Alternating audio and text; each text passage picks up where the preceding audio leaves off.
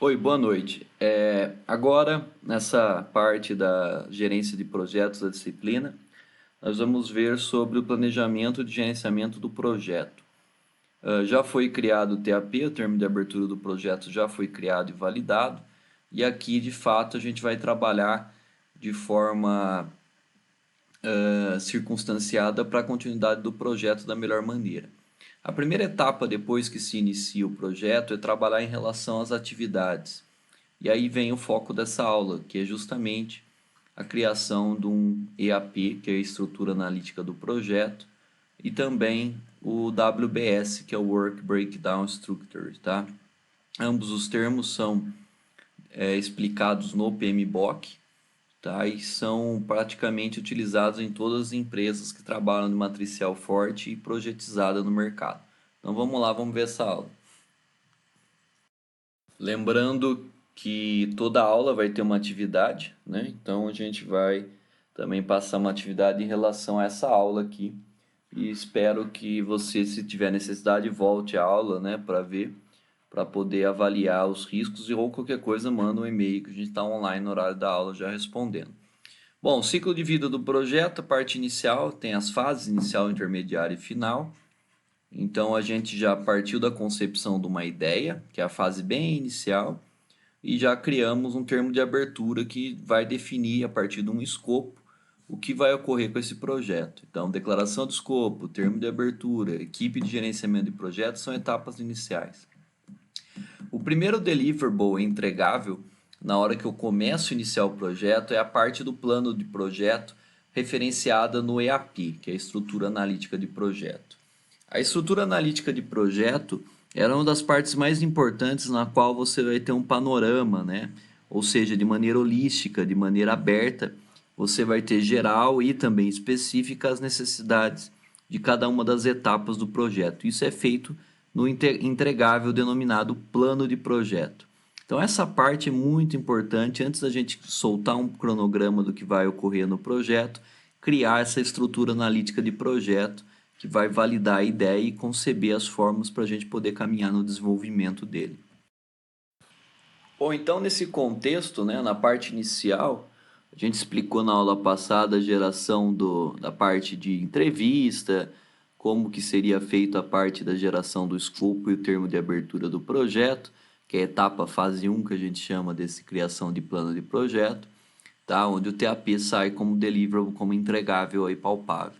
Entrando na parte 2, o qual já tem o escopo, né, que eu vou discutir com a minha equipe, um dos entregáveis aí, tanto na parte de brainstorm com a equipe, é justamente, né, a parte de diagramas e arquiteturas e a parte também do EAP. O EAP é a estrutura analítica do projeto, no qual vai referenciar todas as atividades por área, assim como se fosse um livro aberto, tá? Ele vai ter pontos de capítulos, seções, subseções, que vão detalhar cada uma das unidades executoras do projeto e determinar as ações que devem ser executadas sem a característica do tempo, tá? Então ninguém vai levar em consideração o tempo nesse momento. Só vai levar em consideração quais são as atividades que devem ser executadas do início de agora até o fim do projeto para ele ocorrer de forma bem sucedida. Existem algumas formas que são meio padrões, né, que a gente já sabe mais ou menos como funciona, outras não, são customizadas de acordo com a necessidade. Aí vai da experiência do gestor do projeto, coordenador, migrar a necessidade de uma ou de outra e colocar a equipe para rodar e funcionar, ok? Então vamos melhorar essa ideia aí.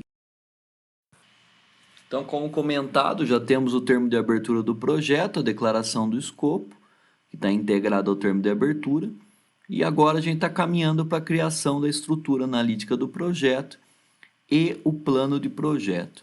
Esses dois, o EAP e o plano de projeto, eles podem sair das revisões de andamento também. É difícil você ter, num brainstorm inicial, como a etapa 2 da figura do slide anterior, eu já saí de primeiro aí, de antemão, com a solução montada.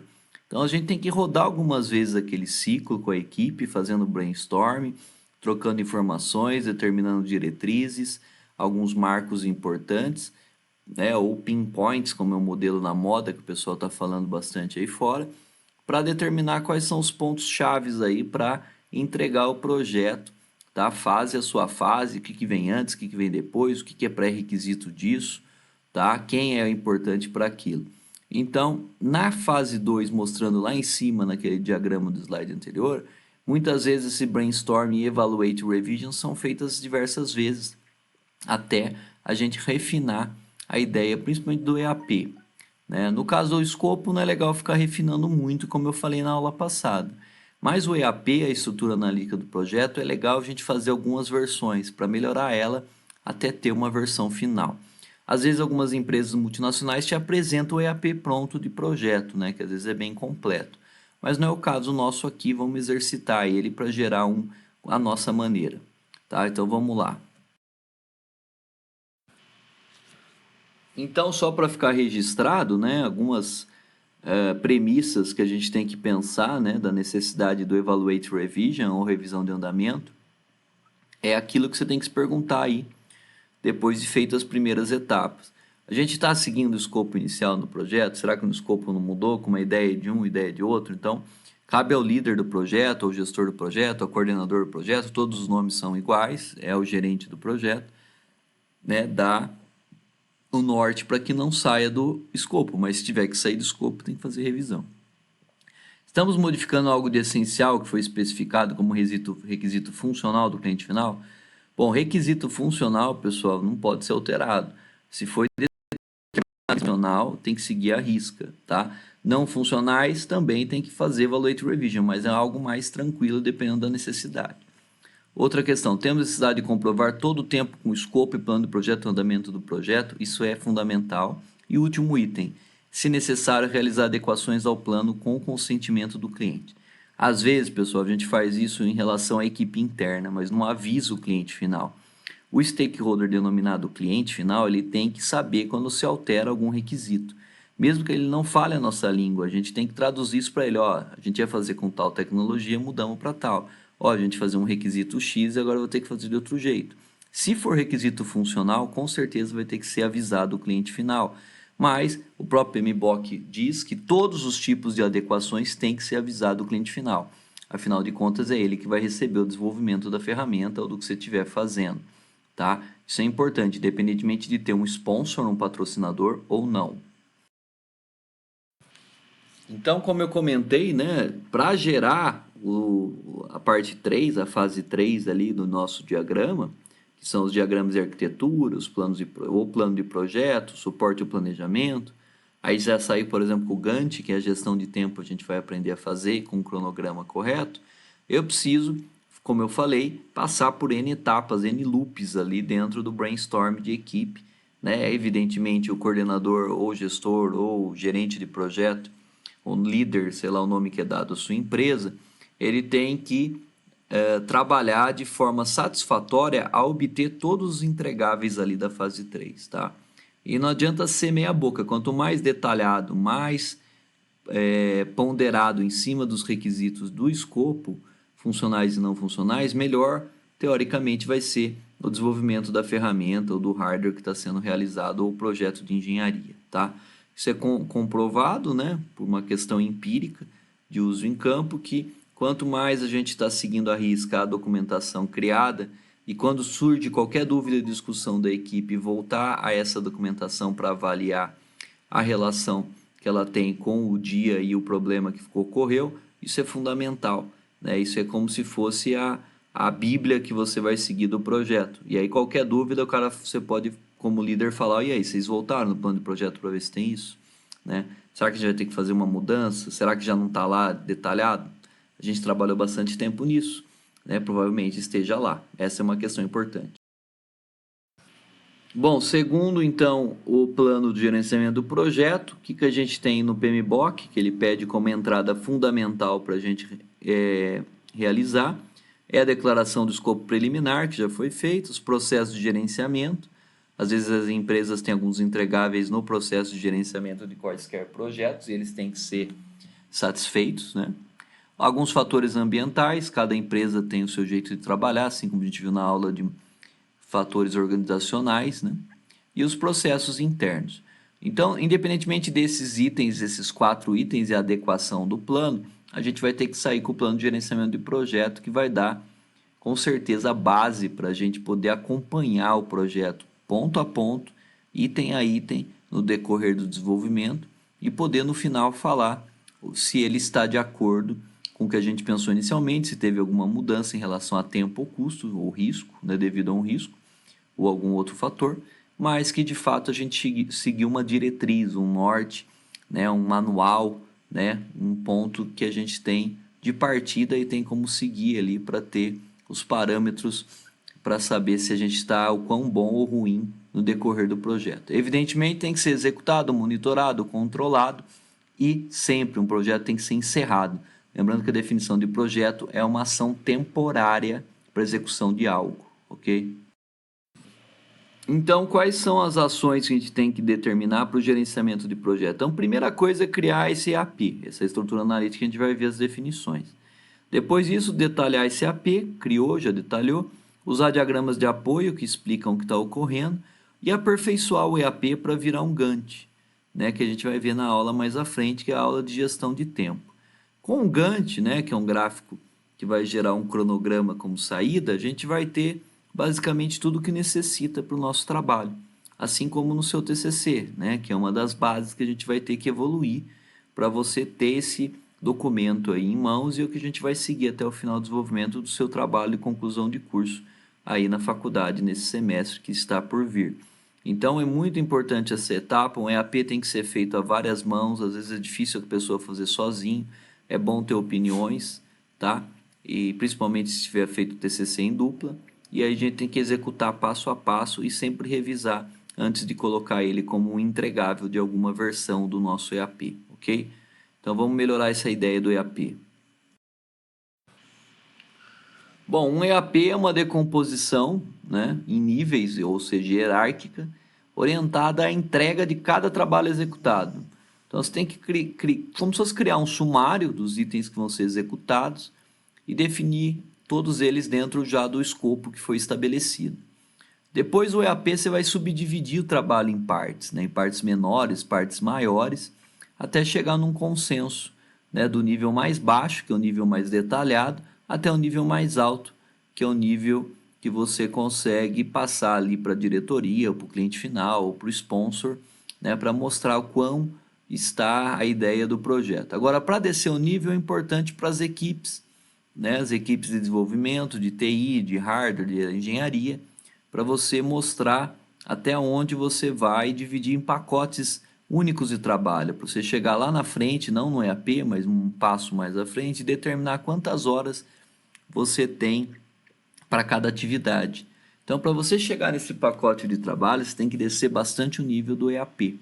Então, a estrutura analítica do projeto tem que descer a alguns níveis, sei lá, 5, 6, 7 níveis, depende da complexidade do projeto, tá? Até você chegar na representação do que seria o trabalho especificado na declaração de escopo já aprovada anteriormente, tá?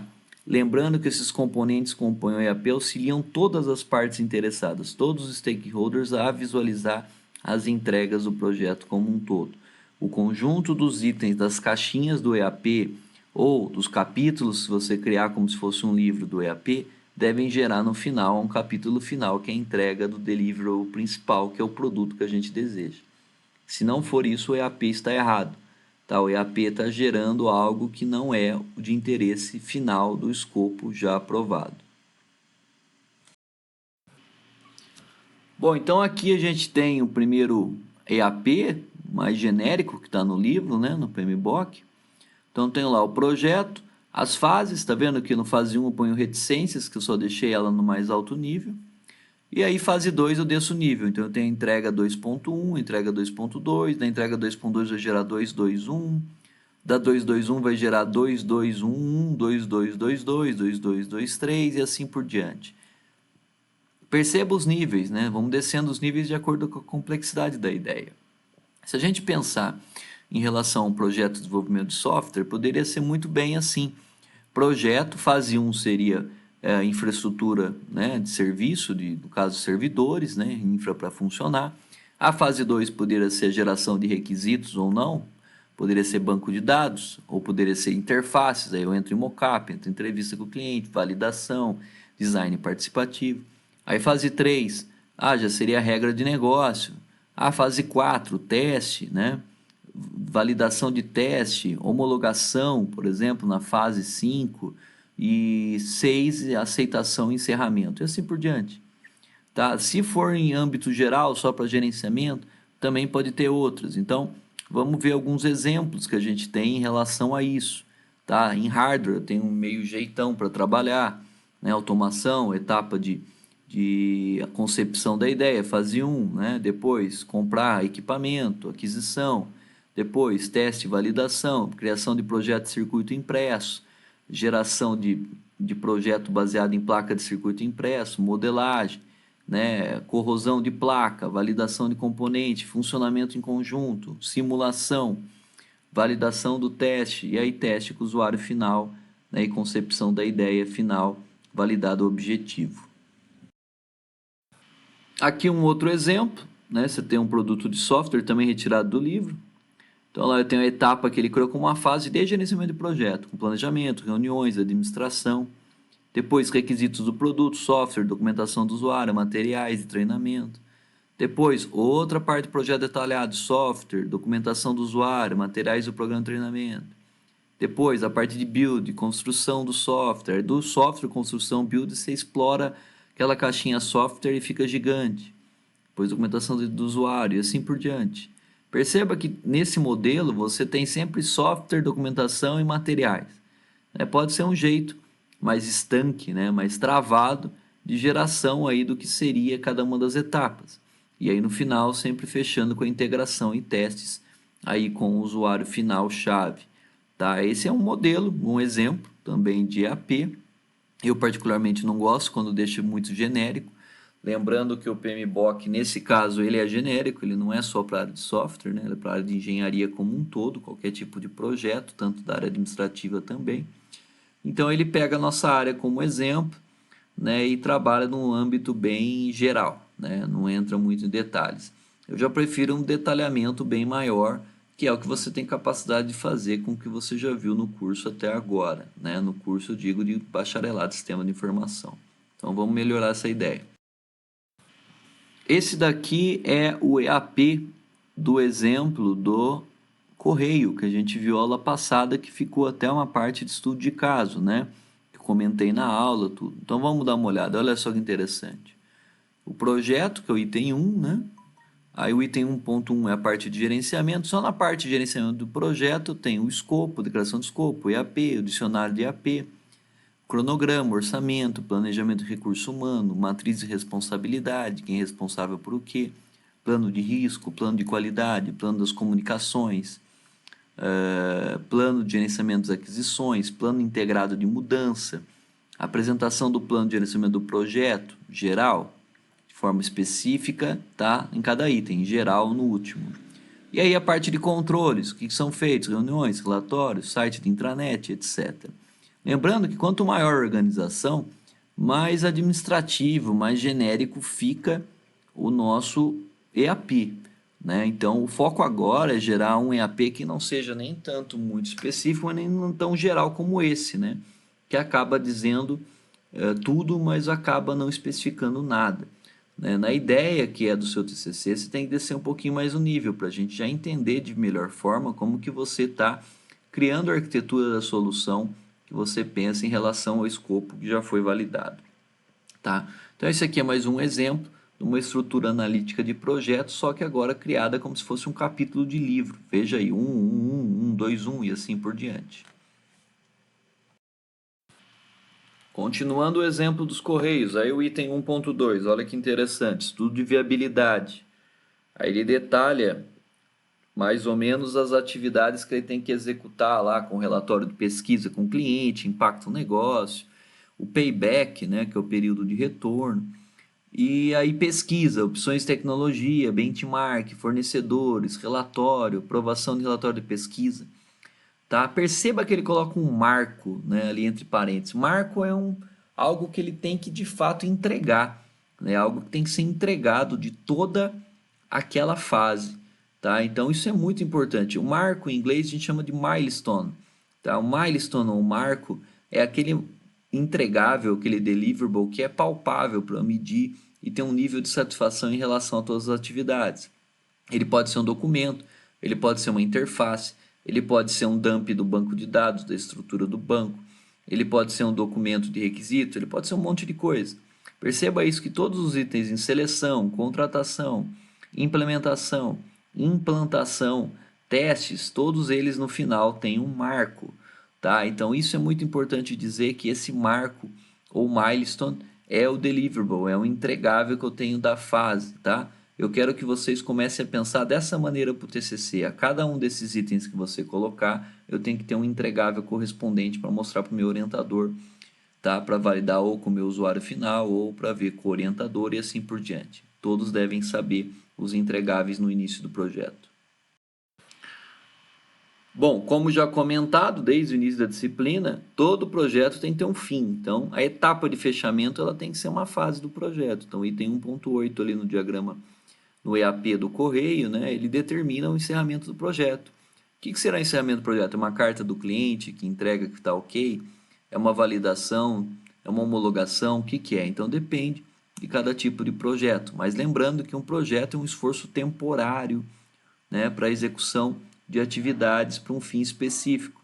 Se eu tiver algo que não termina nunca, isso se chama programa, não se chama projeto. Isso a gente viu na primeira aula de gestão de projeto. Evidentemente, o EAP tem que ser assinado por alguém, alguém que é responsável pela sua coordenação da elaboração, não necessariamente todos os envolvidos, mas que está validando, né, validando toda a ideia que está concebida nesse documento, assim como está aí em cima no slide a assinatura do gerente de projeto. Então, na fase 3, depois que eu concebi a criação de uma estrutura analítica de projeto, eu posso ter outros diagramas que vão me dar suporte para o entendimento das atividades. Aí eu posso trabalhar já no nível de regra de negócio, trabalhando, por exemplo, com diagramas UML, se for necessário, diagrama de caso de uso, diagrama de sequência, né? Diagrama de integração, todos aqueles diagramas de sequenciamento que foram vistos na UML em engenharia de software são válidos nesse momento. Lembrando que os diagramas resumem ideias que estão gerais, mas concebidas num nível que tenha potencial de qualquer um entender, que seja da área correspondente, no caso software. Mas existem alguns outros diagramas, tá, que são importantes para a gente colocar para o cliente final, para o sponsor entender. Um bom projeto é aquele que qualquer pessoa de qualquer nível entenda qual que é a ideia concebida nele. É difícil a gente definir algo muito científico, né, para o nível geral. Isso é um exercício difícil de se fazer. Tá? Então, para ajudar nisso, vamos ver alguns diagramas aí que podem ser utilizados para auxiliar na criação desse plano de projeto. Vamos lá. Bom, desde um esquemático de ideias simples, criado a partir de uma reunião, até uma arquitetura de sistema em módulos explicada com relações, fluxogramas, análise de causa e efeito, que é o diagrama de Chikawa, e o Gantt final do projeto, que é o cronograma de fato, são exemplos, 5 exemplos de diagramas que podem auxiliar o entendimento da ideia ou de alguma fase específica da estrutura analítica do projeto. Bom, quando que eu tenho que usar um, quando que eu tenho que usar outro? Depende muito.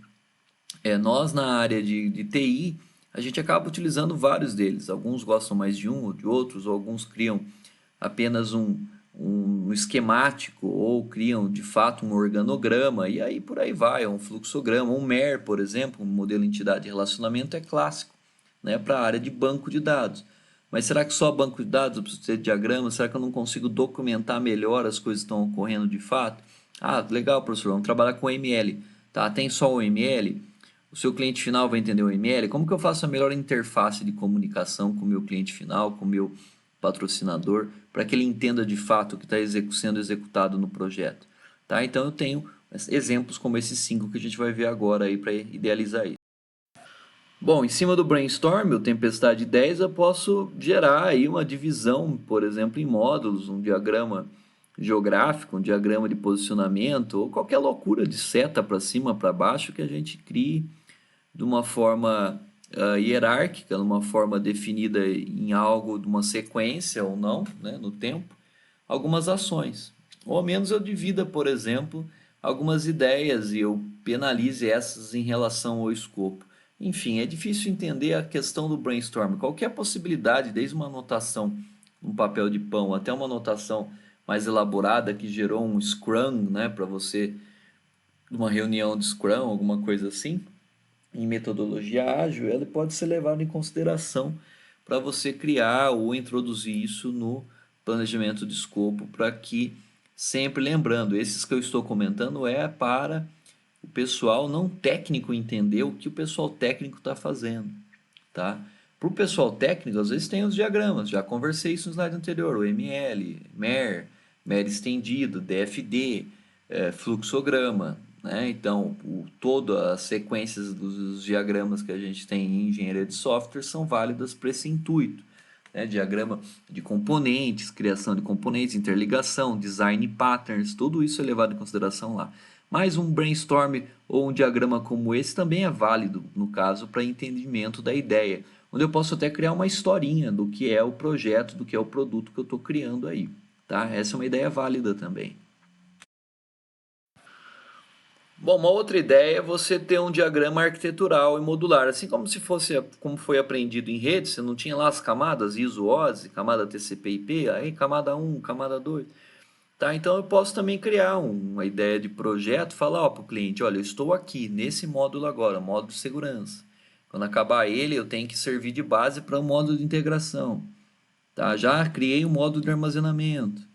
Ó, quando finalizar a integração, eu vou cair na anotação, associação. Independentemente do projeto ali, eu deixei uma arquitetura bem geral e modular. Por que modular é importante? Você pode separar em atividades. Você pode ter uma equipe que está trabalhando, no caso do módulo de armazenamento, e outra que já iniciou algumas atividades no módulo de segurança ou integração. Lembrando que essa ideia de arquitetura, eu preciso determinar quais são as atividades que são pré-requisitos de outras, senão fica bem jogado o diagrama, né? Então eu tenho geralmente um diagrama e associado a ele um texto que está explicando as atividades concebidas ali ou entendidas de acordo com a equipe ou com a coordenação que vão ser executadas para cada módulo, né? Para a gente poder lá na frente determinar pacotes de horas para execução de cada uma dessas atividades, né? Então essa é a ideia desse diagrama aí geral, que é o diagrama arquitetural ou modular, ou criação de módulos para um sistema, ou módulos para um projeto. Um outro diagrama também que pode ser utilizado é o do causa e efeito. Depois, se vocês quiserem pesquisar no Ishikawa, né, que também é o espinha de peixe, ele é o diagrama de causa e efeito expandido, né? Tem uma causa, quais são os efeitos, né? Então, nesse caso aqui, é detalhar a solução do causa-problema. Eu, em algumas aulas anteriores, falei para vocês os 4 tipos de problema, né? Os que eu sei a causa, não sei a consequência, do que eu sei a causa, não sei a consequência, do que eu não sei a causa, e assim por diante. Mas, em relação à ideia concebida no escopo, às vezes eu preciso trabalhar num diagrama bem simples desse que fique o tempo todo na cabeça de cada um dos usuários. Será que o que eu estou fazendo vai evitar o conflito de rede? Né? O que, que eu tenho que fazer? Qual foi a causa disso? Uma possível causa? Né? Visita sites conteúdo não adequado. Né? Por que, que acontece? É má intenção do usuário ou liberdade? São causas. Qual que é a consequência? Diversos problemas no âmbito humano, problemas em relação à censura e etc. Lentidão na rede. Será que o crescimento desordenado da rede é um problema ou a falta de regra para ela é a causa? Né? Então, isso são medidas, às vezes, que eu coloco num diagrama bem simples de 3 colunas, que fica possibilidades ou hipóteses, né, a serem contempladas ou respeitadas no decorrer do desenvolvimento do projeto. Então, eu posso colocar lá, pessoal, não podemos fugir disso, né? O efeito é esse, se a causa for aquela, e a consequência é essa, né? Então, é muito importante a gente ter essa noção de um diagrama bem simples com palavras-chave, que eu consigo colocar isso como uma regra e tatuada em cada, sei lá, cada bancada de cada desenvolvedor, e ele tem aquilo como slogan do projeto, sempre olhando para ele não fugir do foco, né? Eu já vi acontecer isso em equipes também de desenvolvimento, funciona bem em alguns casos, tá? Bom, um outro diagrama importante é o Gantt, né, que nós vamos gerar aí conjuntamente nas próximas aulas, no qual eu consigo ver, né, de forma geral e específica as etapas, os marcos, né, os milestones, o que eu vou entregar a cada etapa, o que é pré-requisito de cada etapa, tempo de execução e também a quem está atribuída essa etapa. Então, o final que vai gerar como parte que a gente diz de diagrama final de um plano de gerenciamento de projeto é justamente o Gantt, que é o diagrama que a gente tem que seguir à risca aí, ou tentar fugir menos dele para analisar a componente tempo, né, da gestão do projeto. Um dos itens importantes é o tempo. Se você começar a perder muito tempo em alguma atividade, vai com certeza ocasionar problemas no futuro. Então o Gantt amarra tudo isso. Mas aí a gente vai ter que ver alguns detalhes mais à frente nas outras aulas. A gente vai ver qual que é o término do início, se é uma atividade início-término, se a atividade tem que ser ponderada em relação à anterior, se eu posso acelerar a atividade puxando ela anterior se tiver alguém ocioso. Tudo isso pode ser levado em consideração para a geração de um Gantt criando pré-requisitos, né? Então, o TCC de vocês, um pouquinho mais à frente, daqui algumas semanas, vai ser a geração desse exemplo aí que vocês vão ter como objeto de entrega, ou deliverable, para a gente poder seguir aí até o final do ano, né? Ou no caso, fim de outubro, para sua entrega final, que é a apresentação do projeto, né, criado do TCC. Então essa é a ideia do Gantt, né? Um outro diagrama bem forte e importante na gestão de projeto que a gente tem que usar e abusar aí em todos os projetos. Tem que ser bem feito também. Bom, agora a gente vai ter um estudo de caso aí como atividade, né? Eu tenho um PDF também incluso aí dentro do portal e basicamente inicialmente eu já tenho uma entrevista realizada com o cliente em busca de requisito funcional inicial. Tá, algumas questões ele sabe responder, outras não, né? Independentemente, muitas vezes o cliente às vezes nem sabe da sua real necessidade, então você tem que às vezes apresentar uma ideia de solução pronta para ele. Algumas soluções oferecidas para esse cliente, em algum caso, ele já não aceitou, né? Então, dá para fazer isso? Quer colocar? Não, isso eu não quero, isso eu quero. Então, é um cliente bem especializado ali, um cliente que quer uma solução customizada, tá? Então, eu vou pedir para vocês, em cima do enunciado que eu coloquei, com mais detalhes do que vai ser o projeto, que vocês concebam um EAP, uma estrutura analítica de projeto, assim como eu mostrei alguns exemplos, tá? Coloque esse EAP aí do projeto específico hospitalar, na área hospitalar, que a gente vai estar criando, já que está na moda a história do Covid-19. Vamos então conceber a ideia de um projeto hospitalar aí para o contexto da unidade de emergência de, no caso, doentes aí com Covid-19. Então, esse é o exercício, tem que entregar individualmente. Você pode fazer com o seu colega, tá? Pode até fazer em dupla, se quiser conversar com o outro, mas entrega individualmente. Os dois, cada um entrega com o seu nome, né? Pode ser o nome da dupla, mas coloca individualmente a entrega, tá? Vai ser assim que vai ser feito. E, bom, é isso. Olha o PDF, né? Que a gente subiu sobre as ideias do projeto e cria um EAP até 3 níveis do que seria esse projeto concebido por vocês. Essa é a atividade de hoje. Um abraço.